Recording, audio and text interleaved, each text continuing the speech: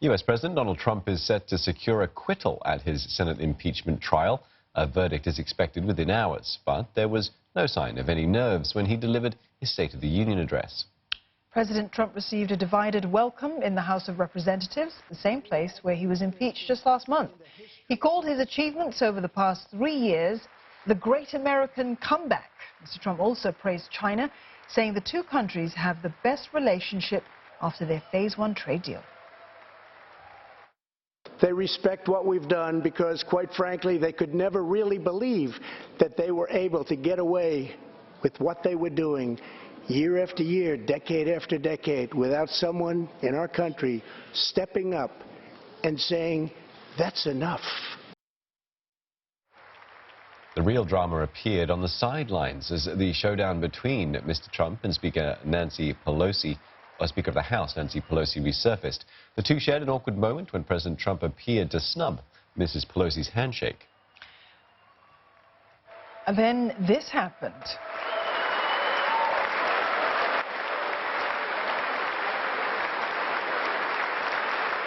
After Mr. Trump wrapped up his address, Mrs. Pelosi ripped up a copy of his speech as she stood right behind him.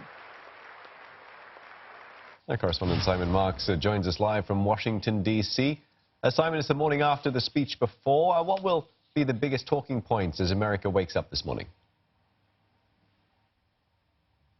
Well, I mean, there's a whole variety of different talking points out there, of course, Steve. I mean, the entire patina of this speech was President Donald Trump laying out his claim for 4 more years in this November's election, and doing so in a highly choreographed, kind of drama-infused way, whether it was the drama of the president at various points during the speech, giving gifts away to various members of the audience that he had invited to be president, whether it was the high drama of Nancy Pelosi ripping that speech up at the end of the address. Obviously not something President Trump had choreographed, but something that played right into the hands of the White House, which immediately tweeted that Nancy Pelosi was in fact ripping up the dreams of many of the Americans who had been the president's invited guests at the State of the Union speech. And even in the last few hours, people like Secretary of State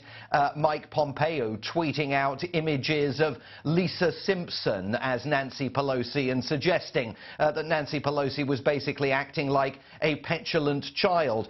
The fact-checkers are having a field day here today because President Trump completely inflated, as he always does, many of the claims that he made. They simply do not stand up to any kind of fact-checking after they have been uttered. But he knows that his supporters lap it all up. And this was a president making a very strong and fiercely defended claim that he and he alone can continue taking America down the path to economic, geopolitical and security prosperity, and that he needs another 4 more years to do it. This was a huge, huge night for President Trump and a problematic night for the Democrats. Simon, let's get your take on what we're seeing with the Iowa caucus results. They've had that massive delay after preliminary results showed now, of course, that Pete Buttigieg has this narrow lead over Bernie Sanders.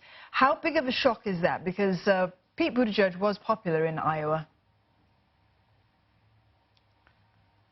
Well, I think, first of all, we have to put a health warning on all of this because we've only seen 62% of the results. The Democrats are still struggling to come up with the rest of the numbers in Iowa. That's one of the reasons why they had already had a bad day here in the United States, even before President Trump got on his feet. The polling certainly indicated that Mayor Pete, the former mayor of South Bend, Indiana, vying with former Vice President Joe Biden for centrist Democrat votes, was going to have a good night in Iowa, and we knew that Senator Bernie Sanders, vying for the votes from the left of the Democratic Party, was also having a good night. Now we have to see whether Pete Buttigieg can take this forward beyond Iowa to New Hampshire next week, to Super Tuesday at the beginning of March. Has he got the legs that can really get him further down the road towards the finishing line? That's a big question for Democrats.